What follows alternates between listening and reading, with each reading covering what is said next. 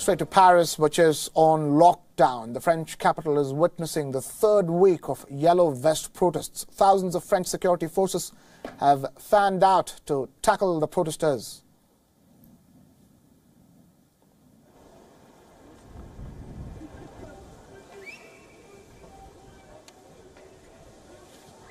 The protesters have rallied on the streets of Paris near Champs Elysees. All security arrangements have been made to ensure peace and avoid another outbreak of violence during the protests.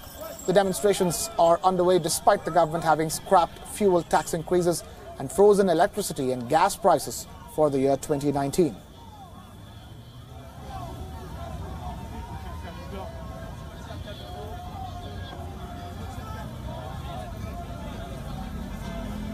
Landmarks like the Eiffel Tower, Arc de Triomphe, Élysée Palace, Sainte-Chapelle are closed, along with operas, theatres, libraries and major department stores. Music concerts and football matches have also been cancelled in view of the planned protests. Tourists and citizens have been instructed to remain indoors, keeping in view the previous destruction and violence. The US, Belgium, Portugal and the Czech Republic have advised their citizens to avoid or postpone trips to Paris. About 8,000 police personnel have been deployed across Paris and around 89,000 personnel throughout the country.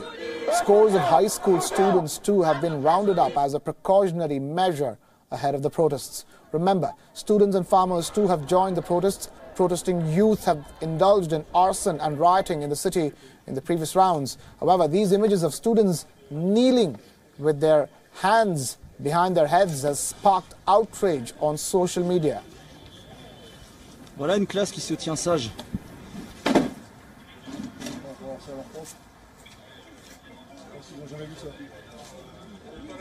It's a very difficult situation. I can understand the situation with the Gilets jaunes, but I also think it's disruption for the businesses and for the tourists and for the people of Paris.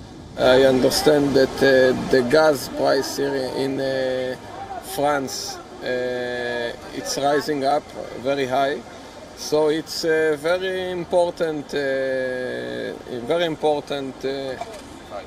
right, to get out the streets and make some noise, because the government must hear the people. The protests come even as the government has conceded ground and withdrawn proposed fuel price hikes. However, what began as a protest against a hike in fuel taxes spiraled into large-scale demonstrations, with protesters demanding easing the budgets of hard-pressed households and an increase in the minimum wage. More than 130 people have been injured and over 400 have been arrested so far. This is the worst street violence that the country has seen in decades. French President Macron is expected to make a statement about the protests next week.